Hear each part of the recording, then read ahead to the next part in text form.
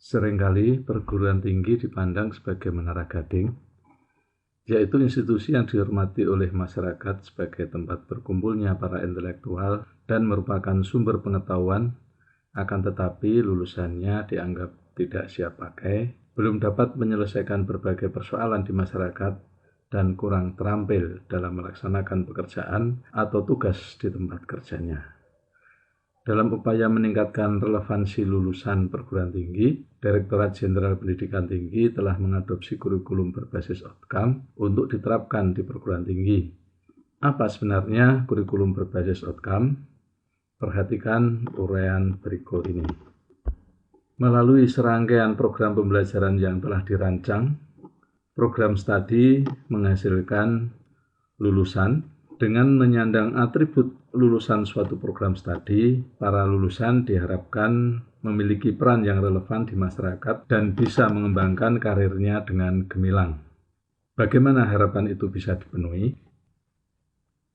Mengacu pada kurikulum program studi, mahasiswa mengalami proses pembelajaran pada suatu program studi.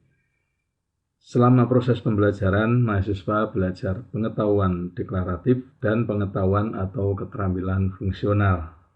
Pengetahuan deklaratif adalah pengetahuan tentang sesuatu yang dapat diungkapkan secara verbal atau simbolik.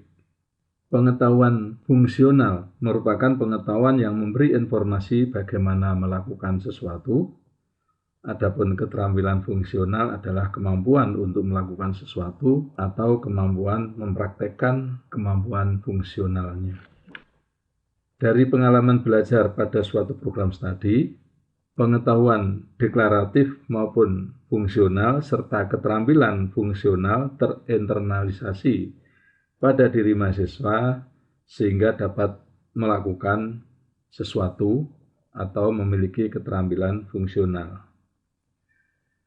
Keterampilan fungsional minimal yang harus dipenuhi lulusan, atau ada yang menyebut dengan kompetensi, dirumuskan dalam capaian pembelajaran lulusan atau CPL.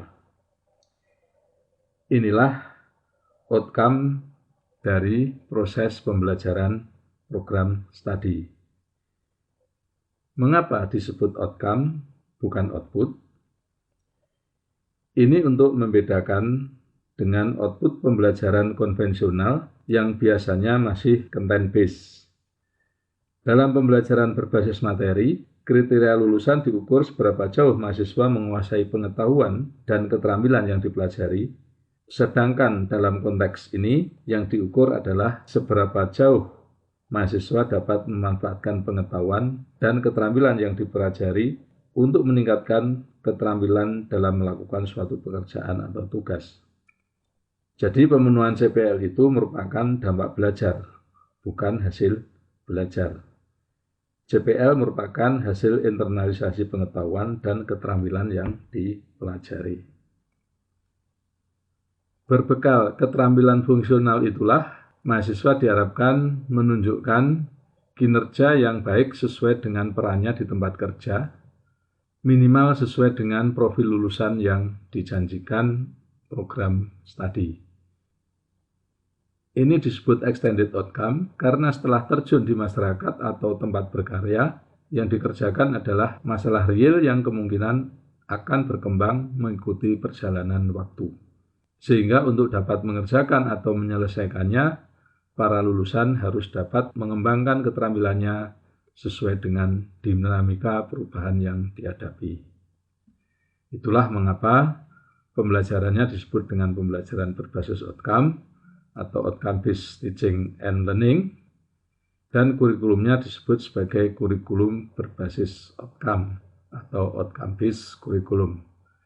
Nah, bagaimana kurikulum berbasis outcome dirancang agar pembelajaran dapat mengarah pada outcome atau CPL yang diharapkan? Untuk itu dilakukan penyusunan kurikulum dengan alur berbalik. Penyusunan dimulai dari identifikasi profil lulusan untuk dirumuskan menjadi tujuan pembelajaran program studi.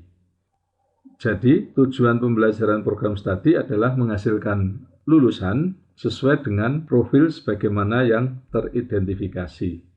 Itulah komitmen program studi.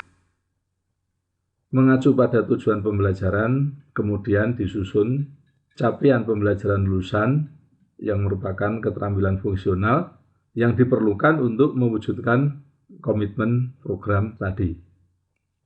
Jika dipetakan antara tujuan program studi dan JPL, setiap komponen tujuan pembelajaran paling tidak terkait dengan satu unsur JPL.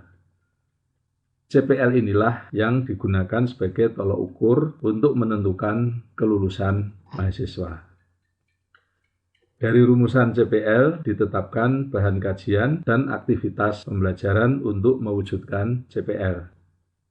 Bahan kajian mencakup pengetahuan dan keterampilan yang diperlukan, sedangkan aktivitas pembelajaran merupakan proses bagaimana mahasiswa dapat meningkatkan pengetahuan dan keterampilan untuk memenuhi JPL yang ditetapkan. Pengetahuan dan keterampilan yang diperlukan meliputi cakupan dan tingkat kedalaman sesuai dengan kebutuhan JPL dan tujuan pembelajaran.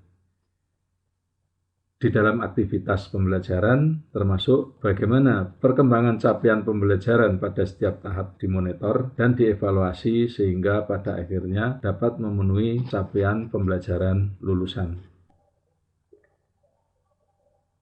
Untuk dapat memberikan gambaran lebih jelas, diambil contoh misalnya suatu program studi mengidentifikasi bahwa salah satu profil yang relevan untuk lulusannya adalah sebagai peneliti.